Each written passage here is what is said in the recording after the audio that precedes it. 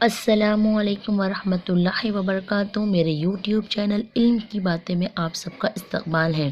تو میں آج آپ لوگوں کو ایک سچی اور بہت ہی اچھی کہانی سنانے والی ہوں، کیونکہ کہانیاں اور قصے انسانوں کے لیے عبرت و نصیحت کا ایک بہترین ذریعہ اور مؤثر وسیلہ ہے۔ انسان ان سے بہت جلد اثر قبول کرتا ہے اور فوری طور پر اپنی زندگی کو بلند اخلاق و اعمال سے سنوارنے کی کوشش کرتا ہے۔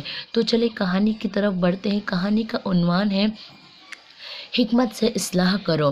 ایک دن کا ذکر ہے۔ حضرت حسن رضی اللہ تعالیٰ عنہ اور حضرت حسین رضی اللہ تعالیٰ عنہ ابھی کم عمر تھے۔ ان کے یہاں ایک دیہاتی آیا جو کچھ نہیں جانتا تھا۔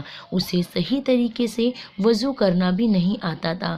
جب نماز کا وقت ہوا، دیہاتی وضو کرنے بیٹھا۔ جانتا تو تھا نہیں، غلط سلط کرنے لگا۔ حضرت حسن اور حضرت حسین رضی اللہ تعالیٰ عنہ کی نظر اس دیہاتی پر پڑی۔ دیکھا کہ بڑے میاں ہیں، ان کو وضو کرنا نہیں آتا۔ چونکہ دین کا معاملہ تھا، غلط بات پر ٹوکنا ضروری تھا، مگر ٹوکے کس طرح؟ دیہاتی عمر میں ان دونوں سے بہت بڑا تھا۔ بڑوں کو کھلم کھلا ٹوکنا بے ادبی تھی۔ ممکن ہے دیہاتی برا مان جاتا۔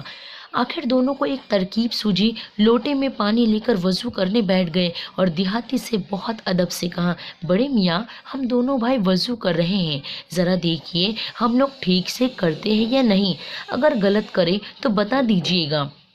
یہ کہہ کر دونوں نے صحیح طریقے سے وضو کیا۔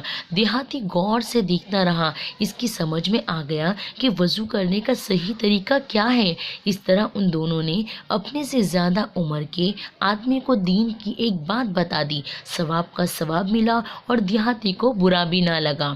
پیارے بچوں، دیکھا تم نے ان بچوں نے کیسی سمجھ بوجھ سے بڑے میاں کی اصلاح کی۔ اسی طرح تم بھی جب کسی کو دین کی دعوت دو تو بڑی سمجھ بوجھ سے کام لو۔ ایسی بات کرو جس سے وہ دور بھاگنے کی بجائے قریب آئے اور تمہاری باتیں غور سے سنیں۔